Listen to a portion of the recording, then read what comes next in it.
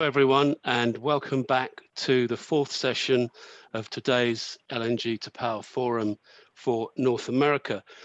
The title of this session is an important one. It's a question that many have asked this year, and when this program was written, which wasn't that long ago, maybe 2 or 3 months ago, it really was a genuine question with a question mark at the end. Now we have started to see, as I mentioned in my opening remarks, that governments have been taking seriously the need to do something about the energy transition, because it's become clear that if the world can be disrupted as badly as it has been by a particle 1/100th the width of a human hair, with a diameter 1/100th the width of a human hair, what the hell do we do if we have to face a major problem with climate change to which we won't be able to find a vaccine? So it's a hugely important question. I'm going to hand over to our moderator for this session, who's Amanda Duhon, Director, North and Central America at the Energy Industries Council. Amanda, over to you. Thanks so much, Alex. We've received this morning some excellent market updates, as well as many challenges that the LNG sector is facing. And we are in that perfect storm, so to speak, with the current oil and gas downturn, indeed the COVID-19 pandemic, and a call to action for decarbonization. And this paradigm shift has really impacted everyone across the energy value chain. And our speakers this morning have touched on energy transition, and now we will look at energy transition in a post-pandemic world from the lens of policy, innovation, and diffusion.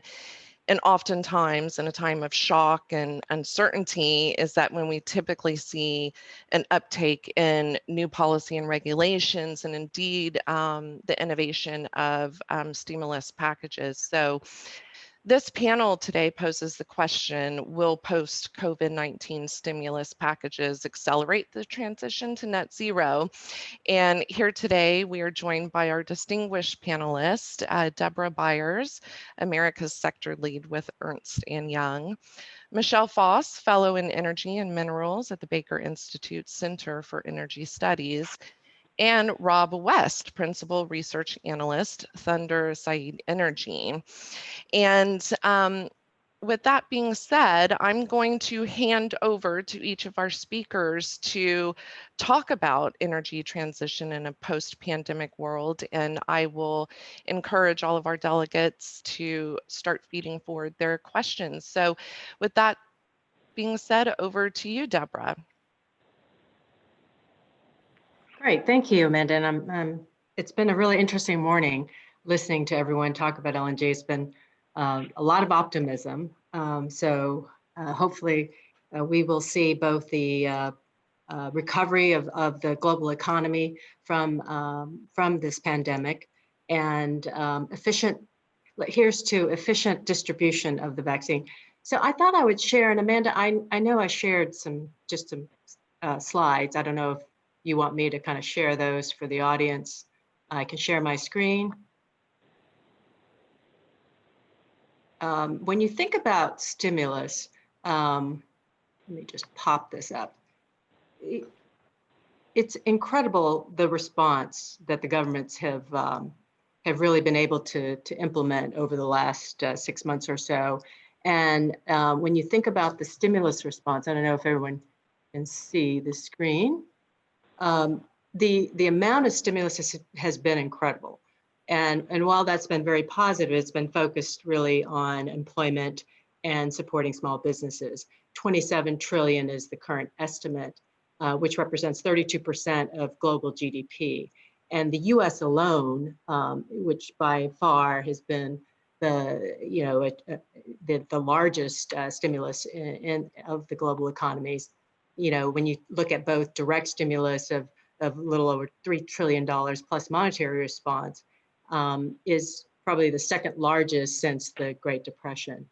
And then when you look at where the other global economies have also responded, with Japan, China, Germany, and the UK, this is a tremendous amount of capital that's already been spent. So the real question is, as we go through this discussion, what's left in the coffer that's available to address climate change policies, because this is the scale and the scope of investment that's needed to either replace incumbent infrastructure, energy infrastructure that is associated with fossil fuels in the current energy system, or just making investments in, bringing economic or making technologies economic. Ongoing R&D that's going to be needed it is going to be tremendous. And so what's left in the coffer? So I'm going to leave it at that and maybe ground us a little bit. While definitely in the US, the Biden transition team has made climate a high priority with the announcement of the climate czar, a cabinet level position with potentially John Kerry at the helm of that, rejoining the Paris Accord. All those are really great actions. And the question is going to be affordability, as well as depending on the outcome of the Georgia elections that are going to be decided in early January. Will Congress have the will to act, even if there's a Democratic Congress? And will there be affordability for a very aggressive transition plan to a new green energy stimulus plan? Because we're still going to have to pay for another round of stimulus and support for the US economy. So with that, I'll stop sharing my screen and turn it back over to you, Amanda. Thank you, Deborah. Very interesting points. I am going to pass it over now to Michot.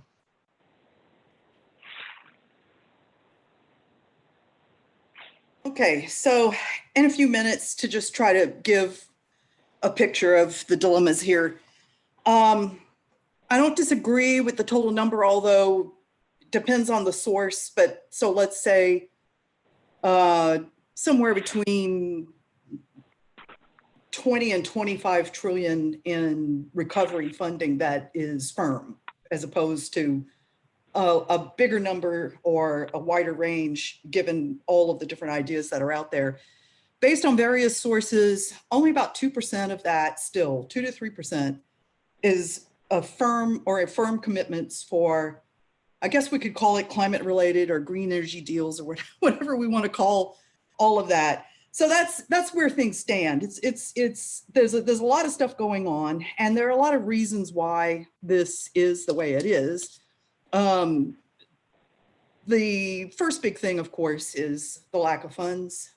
Every jurisdiction everywhere has less money to work with as a result of all of this, all the way down to state and local, provincial, territorial levels everywhere. The second big thing is demographics. So all of us who are white mainly, or other white collar professionals in the energy businesses might be really excited about all of this. We're not the ones by and large, except for the hit on energy consulting or projects or other things, who are being affected by this. The demographics are pretty harsh. So this is becoming increasingly well understood. And the question for policymakers is whether stimulus directed towards specialized things like this really help with the bigger issue when you look at the various groups that are really being dislocated. The third big thing is cost. And there are a lot of aspects of costs that I think are starting to actually get revealed. So that's the one good thing about all of this that I think is happening. And let me just take as an example for thinking where we are in the United States. So if we look at electric power in the US, for the past 12 to 18 months, 96 nuclear reactors have provided 20% of US power generation. About 6,000 natural gas turbines have provided about 40, and those could do up to 50 with tuning and performance and selected upgrades and things like that. About 66,000 wind turbines produced all of 7%. We get more in Texas, but we spent the money to get electric power transmission fixes that you need to make this stuff work better. And about 4,000 grid scale solar facilities did about 3. So if you take those two numbers, the 7% and the 3%, and turn those into some of the targets that keep rolling around out there, 50% wind and solar or some combination of that, that means thousands and thousands, millions of pieces parts that have to come into the system in order to make that happen. everybody builds energy outlooks with hefty wedges for alternative energy based on views that they're cheap or that costs are falling, and this includes electric vehicles and other things. It's true that the Chinese made stuff is cheap, mainly courtesy of the Great Wall of Debt, which is another thing that we're finding a lot out about as a result of all of this. Everything else is really expensive. So it doesn't do any good to build stuff if you can't really use it, which means you have to build the transmission, you have to deal with the energy storage problem, you have to deal with reliability, you have to be able to charge EVs, and so on and so on. And nobody knows how to pay for all of this. I'm estimating that if you were to do a lot of the stuff that people wanted to try to do, and you wanted customers to pay for it, ratepayers and so on, we'd be looking at electricity prices in the 40-cent per kilowatt hour range in a lot of parts of the United States. And I don't think that's going to fly. I think San Diego and maybe parts of Massachusetts are one thing, but not other places. We've got a lot of public opposition to building out stuff, and this hasn't been getting enough attention. The same groups that advocate alternative energy, there are various segments of those groups that also oppose the facilities that have to be built. We have a lot of supply chain weakness. That's another thing that's been getting a lot of good attention in all of this. We're sort of pushing on a string if we try to repatriate supply chains, use more American and European labor and so on, then all bets are off on costs. We have a lot of ESG risk in all of these businesses that we've never looked at. We're starting to pay more attention to those. We have a host of safety issues that are really interesting. We've got electric vehicle recalls all over the place. At the same time, we're talking about trying to scale up electric vehicles across all of the major automakers. And then finally, I don't know whether any of this would really do any good if climate is really the focus. Deb and I in particular have had a lot of debates, conversations about that. But I just want to put that on the table. I mean, I think we make a lot of assumptions about what we can do as human beings that are unreasonable. But I also think that we don't pay enough attention to the emissions that would come from scaling up all of the things that we want to try to scale up. And that is a fairly harsh problem. So that's enough from me. Thanks so much, Michelle. Really great points there. Rob. Yeah, thanks so much for having me. I hope you can hear me clearly, and if not, somebody wave now or tell me otherwise. We can hear you. I've got good news and bad news to deliver today. The good news is I think we can get to net zero by 2050. We've modeled it across 100 different technologies and 400 different models that are up on the Climate Energy website. And getting there is an enormous opportunity for the oil and gas industry. In my model of a fully decarbonized energy system by 2050, there's still going to be 85 million barrels a day of oil, 400 TCF a year of gas. That's treble the demand for natural gas in the world today. How is this possible? Well, we have to have the most efficient, lowest carbon oil and gas possible. The CO2 has to be either captured at source, that's 10 billion tons a year of decarbonization, or offset using nature-based solutions to climate change, restoring forests, soils, burying biomass. That could be 30 billion tons of decarbonization. This is the most economic roadmap in the sense that total cost of delivering this system is about $50 trillion between now and 2050. That peaks at 1.5% of global GDP. The maximum CO2 price needed is $75 a ton. That's going to absorb about 5% of the average income of the average person in the United States or the developed world, which is painful. My fear is policies are going to make it more painful. And we're going to do this in spite of policymakers, not because of them. I think my biggest fear reflecting on the year is that a lot of the policies I've seen, rather than serving to drive decarbonization, are actually just kind of inflating bubbles. I'll give you some examples of this, but you see the few listed energy transition related stocks in the market up 3 times this year. The year of COVID, the share prices have trebled and up 10 times since 2015. And if you go and talk to investors around the transition, which I do every day, they're already bunched and confined into investing in the same few opportunities. What really excites me is the non-obvious opportunities. Ways to make the energy system more efficient. This ranges from everything from supercapacitors to blue hydrogen to backing up volatile renewables with smart energy systems and combined heat and power, all the way through to like really cool new technologies like Allen cycle oxycombustion or new fuel cell designs, or all the things that our research is about. I could go on with this list. Where do I get this view from that we're going to do this in spite of policymakers, not because of them? Well, it's just some discussions I've had this year. We wrote a paper for Congress around how you could decarbonize the United States with a CO2 price. It would need to start at about $40 a ton, and rise about 5% above inflation to $80 a ton by 2050. And that would unlock about $3.5 trillion of new investment. It would create about 500,000 direct jobs. And it would get us to net zero in a way that enhances the industrial competitiveness of the United States. What's been really surprising is how much lobbying I've seen against this plan from some the renewable energy industry, some high-cost technologies that would get pushed off the cost curve by our roadmap because we rank opportunities based on cost, and also I think just look, sorry if this sounds harsh, but misunderstandings from people in this space. I'll just give you one example of that. I had a discussion with a policymaker last year about grid volatility around renewables. I'm not trying to bash renewables. They do 20% of all the decarbonization in our model to 2050. In some circles I move in, I'm the most bullish person out there on renewables. But if you build them out in such an aggressive way that you have to shut down, let's say, 40 terawatt hours a year of gas-fired generation, which is what we've had in California now.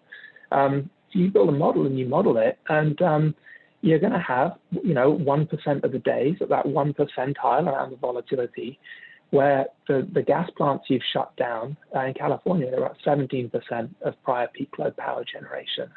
And so on those 1% of days, you don't have enough backstop for the renewables. And it's frustrating because you have this conversation with policymakers and you say, look, on 1% of the days on the way you're building the grid, you're not going to have enough power, you're going to have blackouts. And they say, renewables. And that, that doesn't allay the concern, that just sort of reiterates the name of the theme.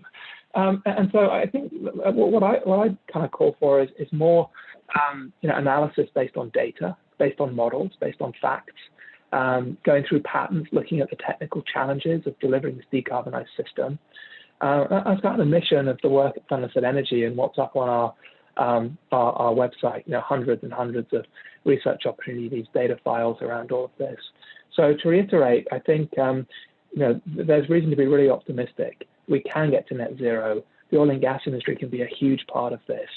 And what we need to do, I think, is find ways to help educate people setting the policies around this, so that we don't just build bubbles and have a big investment cycle that destroys a lot of capital. That actually helps us get there to this kind of common goal that we're all trying to achieve.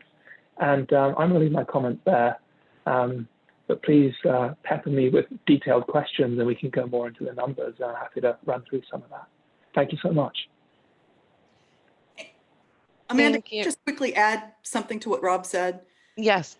One of the, in terms of educating people and talking with people about all of this, so much of this gets couched in terms of, well, let's just ban fossil fuels, ban hydrocarbons. This is a really popular theme. It's floating around Congress. It's coming up as a theme post-election and so on. Every single thing that Rob talked about, every single thing that I know of, everything that's in bench science, pre-commercial stages, or even early commercialization needs hydrocarbons, because this is our best and most able source of materials, advanced materials that we need for a lot of stuff that we're going to be trying to experiment or deploy and so on. And people just don't get the economics. They don't understand that you leverage materials with fuels. You drill a well, an oil and gas well, you get molecules. Those molecules can go into fuel systems, they can go into materials, pre-feeds and feeds. I mean, you know, it's trying to explain this stuff to folks is really an interesting exercise. But I mean, you know, that's just a tag along to the dilemma, I think, overall. Yeah, I think, Yeah, Michelle, oh, go on, Deborah. No, I was going to say, you know, Michelle and I have talked about this. The energy systems are just really complex. And so when you are talking to policymakers, and I agree with you, by the way, Rob, that despite what may or may not happen from policy, I think we are on a pathway to more efficient energy systems. There's innovations that are really, really exciting, some of which you talked about and some of which are on your website, which I read every day. And I think that despite that, in fact, you know, we always say gridlock in Congress is not so bad, right? Because then we don't get these mono solutions fixated on one solution that may work in, you know, West Texas, where we've got a lot of wind and we've got nobody really living there, so nobody cares if they put up a bunch of windmills that don't work in other areas. But I do think that so I agree with what you're saying, is that despite policy objections, or despite all of the, you know, the froth around consumer sentiment wanting to be green, once you say, by the way, that's going to cost you 10 extra cents a kilowatt, suddenly the tune changes. Wait a second. Or once you say, we're going to build, you know, we are going to take your land and put solar panels on it. And so I think this concept of using all of the technologies, being efficient, looking at multiple systems, you know, Michelle, is getting out there into the public sphere, at least in a better way. In all of this discussion that you see where, hey, let's shut down fossil fuels has got kind of bubbled up that kind of good conversation. So I'm a little bit more optimistic about getting that complexity to be realized by the general public. Now, whether that makes it into policy, I mean, I am less concerned about real wide sweeping monolithic green energy policies in the US, because I just think that that's going to be very, very challenging. So anyway, around demand side management, I do think that there's a lot of potential there. And, you know, if we can get really, really smart about demand management technologies with AI, machine learning, all of that, there's probably vast potential. Be interesting to hear what Rob thinks of that. You know, whether that's going to be able to manage, you know, that one day a month or one day a week of potential blackouts. Rob, you want to comment on that? Well, I agree with a lot of it. I think the point that Deborah makes is exactly right. It all comes down to cost. And you know, we've done numbers around so much of this. I'll give you an example. If I think about your household heating bill, you know, we've looked at 10 different options that can decarbonize household heat. The single best thing I can find is to use an efficient natural gas boiler combined with a smart energy system that turns down the heat when you're not at home, turns down the heat at night when you're sleeping and can't feel it, warms up the house when it knows you're coming back, doesn't leak any of the methane, and carbon offsets the remainder by planting trees. And you know, if we were to come and do this in your house, we actually already do this in the West household, it adds about $50 to your annual household heating bill. And look, I think people want to, you know, help drive this solution. If you go to any rational person, you say, I can decarbonize your household heating, you know, for $50 a household a year, I think, you know, very many people would say, yeah, sign me up. You can go to the other end of the spectrum and you can say, so what's it going to cost to come and fit your house with a green hydrogen electrolyzer powered by renewable energy to create hydrogen, store it in your basement, and then use it to heat the house, you know, when it's cold, using all renewable energy. And this ends up costing over $4,000 per household per year. And that's to do 7%. That offsets 7% of your total CO2 footprint as a human being. You know, I think if I was to go to the average household in America, average personal income, $35,000 a year, and say, hey, so we're going to take more than 10% of all your income every year to switch you to this like green hydrogen system, people would say, well, no way, I'm not doing that. And so then you get into this really interesting debate, which I've had with companies in this space, where they say, no, it's not going to be economic. And, I ask them, where are my numbers wrong? I mean, is the electrolyzer too high? Is it this or that? And this is genuinely a response I got this year from a company. No, your numbers aren't wrong at all, but we're going to lobby our way to commerciality. So we're going to get governments to, put big subsidies so that people buy our systems, or make governments ban alternatives so that people have no choice but to buy our systems. And look, this just really scares the bejesus out of me, because this is not going to help people. This is just going to, lose the political will to actually do this really important transition. And so I like that example because it kind of illustrates the two sides of the barbell and the peril of lobbying and bad policy. But sadly, I do think that's the road that I really fear we're going down. And I don't know if that's a constructive comment, but I think it's a realistic comment, Rob. I think it's realistic. And it seems like there's a lot of pomp and circumstance around the whole energy transition and let's bring in renewables and so forth. But what I'm hearing is that there's a very harsh reality here with lots of complexities to it. I mean, I don't want to downplay it. One thing I did want to say, and this is in response to Michel's point, and maybe just a sort of small disagreement. I want to get as much solar into the grid as I possibly can. I want to get as much wind into the grid as I possibly can. These are capturing resources that are there already. The sun is shining, the wind is blowing. If you do this in the right place, at the right scale, you can make double-digit IRRs at relatively competitive power prices with a subsidy that is in the $60s per ton.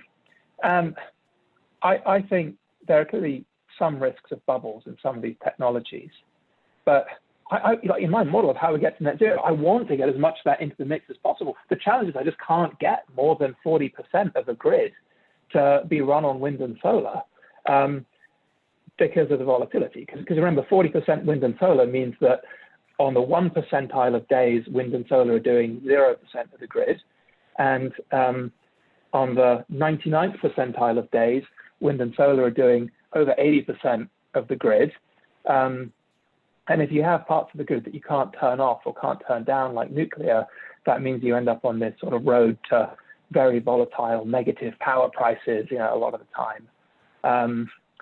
And it just backstopping that volatility becomes unbelievably expensive. Michel mentioned some numbers around, in the 40 cents per kilowatt hour. Yeah, that's exactly where I get to.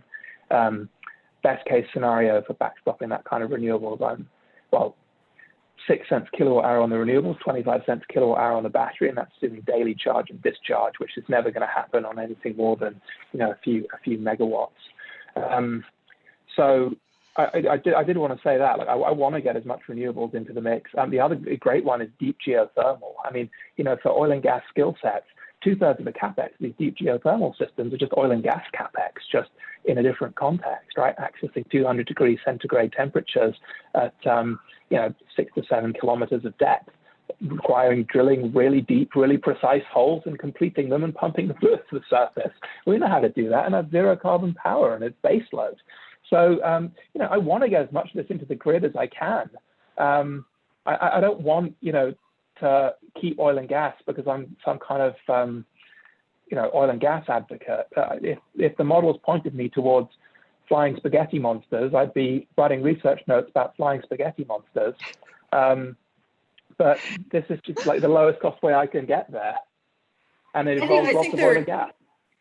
I think there are two things. One is that where we are today, part of the problem is that when you roll out an idea like this one, that we should recover from something like this pandemic by directing some of our spending on things like this, you immediately create a tone, a schism, a set of agendas.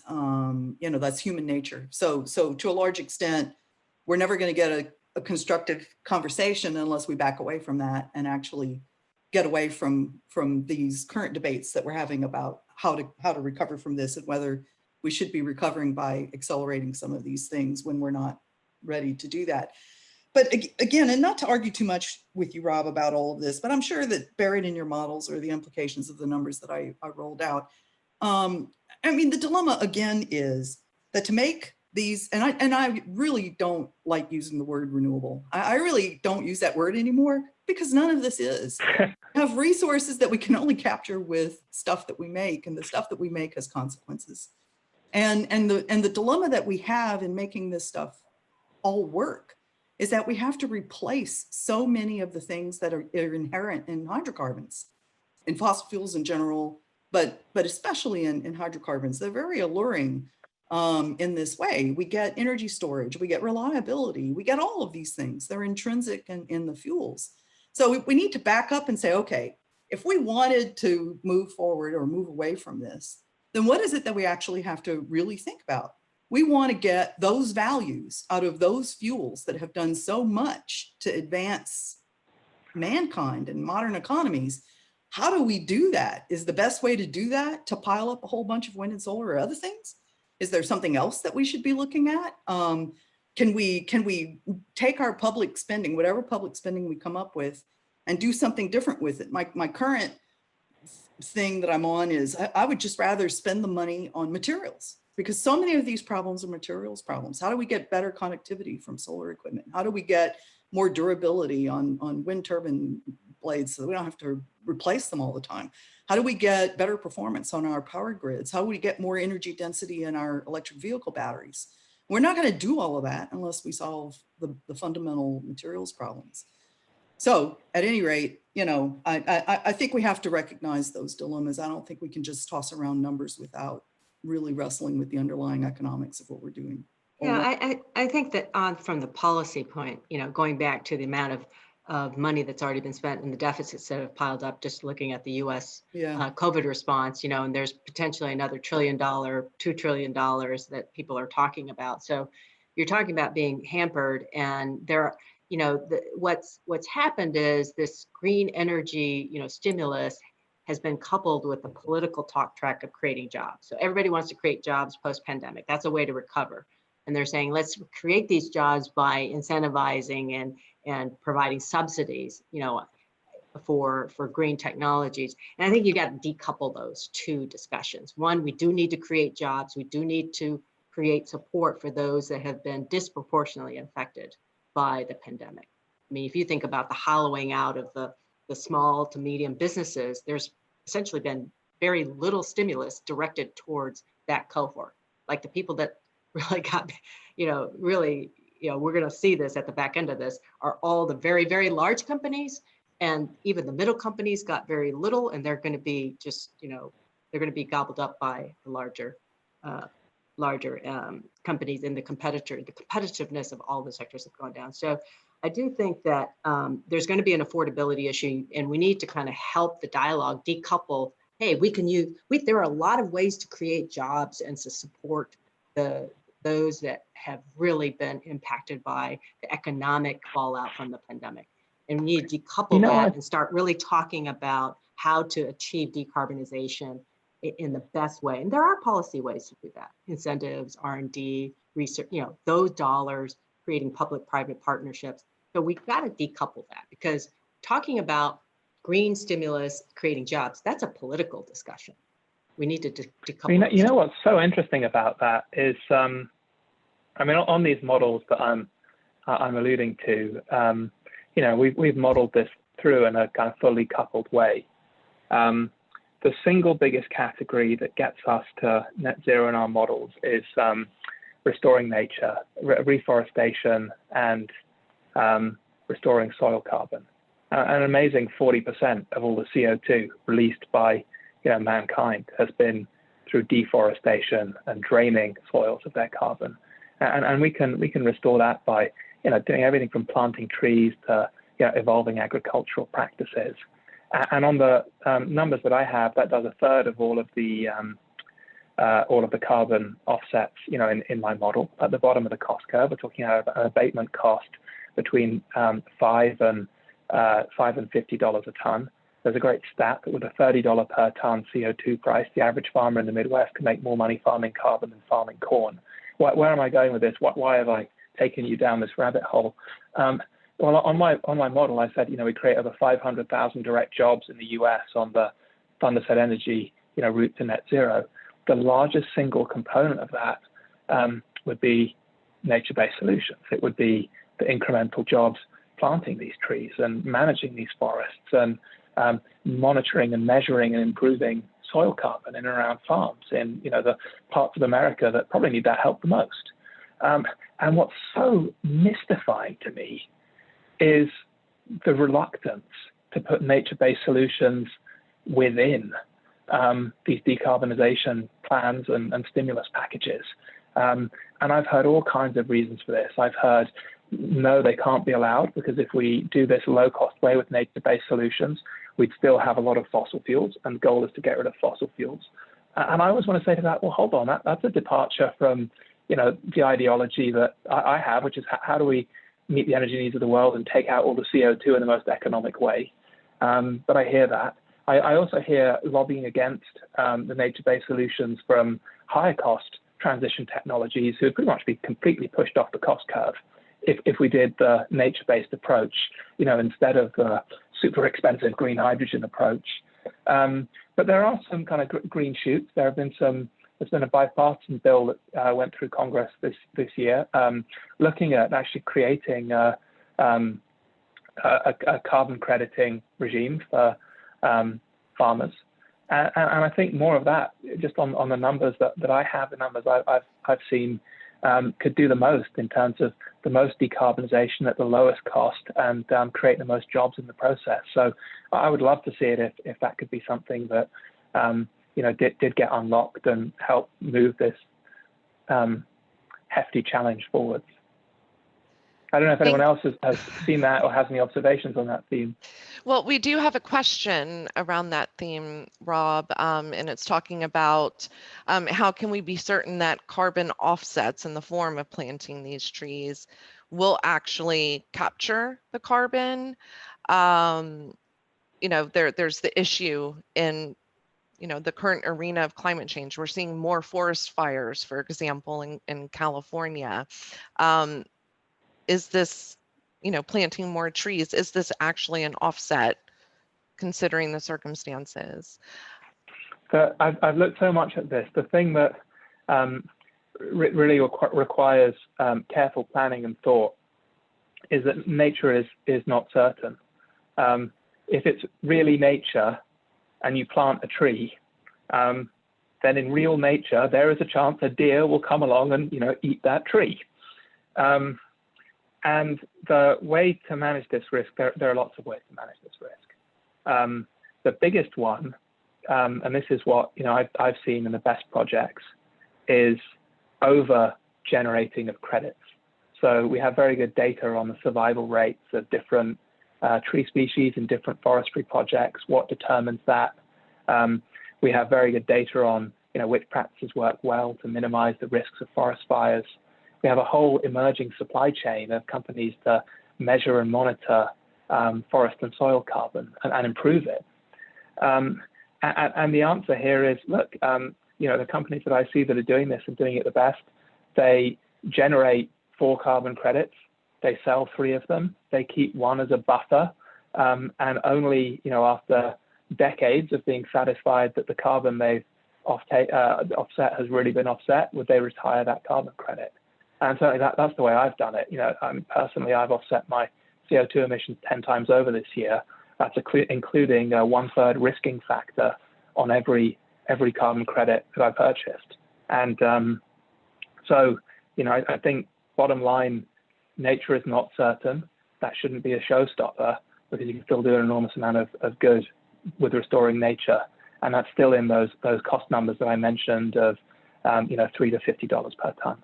So I hope that answers the question, but if there's anything I missed, either LinkedIn me or come back, and I'm happy to bore you more on this topic. No, it's a very relevant comment because, as we can see, Mother Nature does not compromise. And so I want to move over to talking about solutions. We have a few minutes left. So let's go back to wind and solar. And the comment was made that this is regionally driven, and I would say indeed other technologies that were mentioned, which the oil and gas market could bring on further, CCUS, hydrogen, whether we're talking about blue hydrogen or even green hydrogen. These are very regionally focused. The question I'm coming to, I promise there's a question here, because these are regionally driven, what are the energy models then to get owners, operators, and indeed the investment community to buy in to all of this? So let's not even say renewables, but let's talk about this 50 plus different technologies that Rob mentioned. Where does the buy-in come in? I'm really sorry, but I'm a stickler for getting numbers right. It's 100 plus technologies. Okay, 100 plus I'll technologies. I'll just give you a really brief answer. I don't want to hog the discussion, but my sense is the single biggest thing to really unshackle investment is a clear, consistent CO2 price. No annual changes, no, next year we're going to introduce this random subsidy, because this stuff, it just confuses investors and creates uncertainty. And uncertainty is the enemy of attracting long-term capital. So I think a clear, consistent policy that is going to be set in stone and honored over time, like escalating carbon price, could be the best thing to unlock that investment that you're asking about in your question. Over to Michelle and Deborah, what do you think?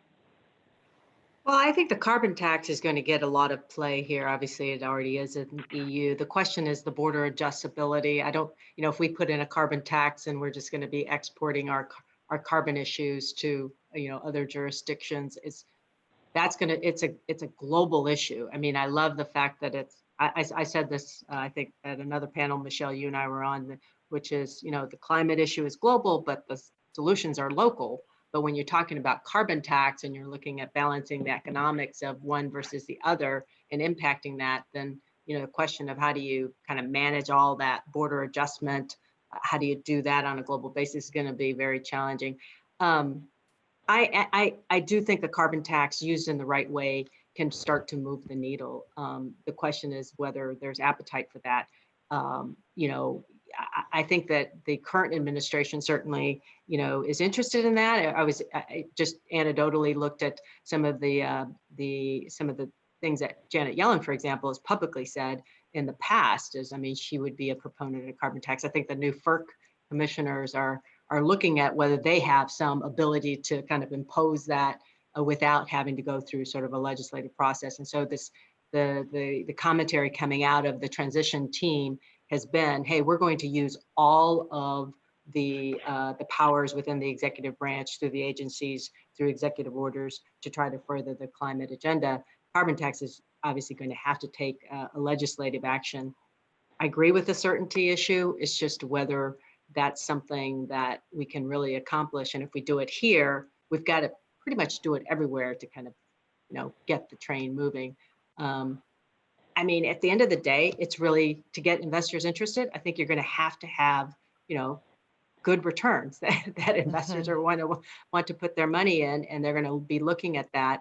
And so if people are lobbying to get incentives and subsidies, we all know that will, support those returns and attract capital. So the bottom line is we all have aspirations to save the planet, to have positive impact on the climate change agenda, but you still have to couple that with, economic returns. Indeed. We have 1 minute left. So Michelle, do you want to comment on that before the final question? I never underestimate the ability for humans to seize on idealism as a way to try to lever political power. So the problem with all of this stuff is that we always make it more complicated. Back in the days of the McCain-Lieberman and Waxmark climate bills, there was a comment by a prescient member of Congress, a woman, about whether or not you could just write all this stuff on one page. And I was like, yeah, you should be able to, but that's not what we do. And so my bet is nothing will happen because it will end up being too difficult to build political support for. Unfortunately, that's what I think. All right, thank you, Michelle. I have just a final. Maybe it's a good closing remark on that. It'll have to be the closing remark, Rob. Go ahead. Well, I don't disagree with Michelle there. I think reaching a consensus on this stuff is, certainly from the discussions I've been involved with, nightmarish. But we might not need to reach a consensus on this stuff because, and this kind of goes back to Deborah's point, this might not be a problem that's solved by investors. I mean, I think that's the right way to end, because we're trying to engineer stuff that, and nature is uncertain, and nature has a way of adapting to things that we can't even measure and see. People have abilities to, respond to things in ways that we can't expect. And so to constantly try to social engineer or engineer policy, maybe we just need to back off and kind of see where things end up if we let people follow natural instincts. Okay. So we need to exit and move on to the next panel discussing decarbonization, but I will say very thought-provoking comments from you all, Rob, Deborah, and Michelle, and we've talked about what stimulus is needed and where will those funds go and what will be left in the coffer. We've talked about indeed those lack of funds and what impact that has on the local level. And Michelle, I really appreciated your comment about demographics and looking at the Biden plans. There's quite a bit of discussion here in the US and Biden coming in as the president around social justice and climate change. So hopefully we'll see some of that coming.